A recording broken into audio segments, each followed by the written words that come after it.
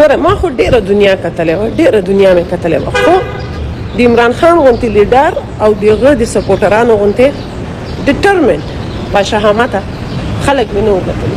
هغه څنګه؟ هغه داسې نواز شریف پسې چې پولیس ورغی له دې نه مخکې خو غل و که نه، له دې نه مخکې چې هغه ګرفتاري ورکړي هغه په تیارې کې راوتښتېد. ګوره 10 کاله نواز شریف ملک بدر سوی، همدغسې بېنظیره، همدغسې اشرف غني په منډه راوتښتېده، په منډه یوه چپلقه یې خپله کړه، یا یوه چپلقه یې پښو وه بله یې پاتې وه، او یوه پښه یې قرض کړه بله یې خپله کړه، راوتښتېده.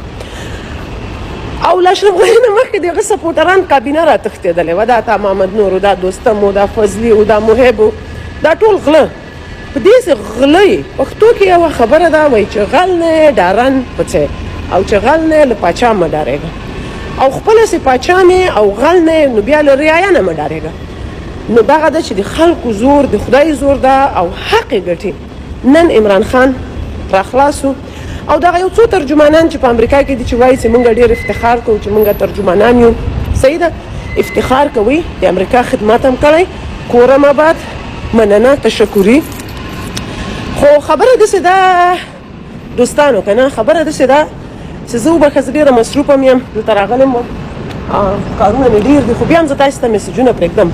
نو دې نه مخکې چې زه موټر کې کښېنم زه لاړه سم، زه تاسو ته دا خبره ختموم. اول خو عمران خان ته سلام، سور سلام، بیا د هغه فالوینګ ته، سپورټرانو ته، د خان صاحب ټایګرانو ته زر زر سلامونه. ستاینه به کوو، د یو بل حق به وایو، رښتیا به وایو. زه د داسې یو شخصیت ستاینه کوم چې هغه د موږ د بری صغیر په تاریخ کې ونه تښتېده. که هغه غل وی هغه به تښتېدلی و. هغه پوهېږي د هغه ریکارډ کلیر ده، کلیر بلکل. نو اوس زه درته یم چې دغه د اشرف غني بګوړیان چې راغلي خارج ته ما ته اخطارونه مه راکوئ.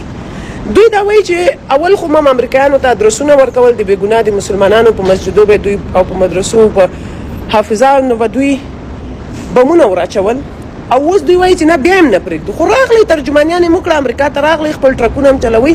چا خو تاسو ته څه نه دي ویلي، خو له ما نه به په قرار شئ، کنې زه بیا رښتیا وایم او زه بیا خلکو ته حقیقت وایم.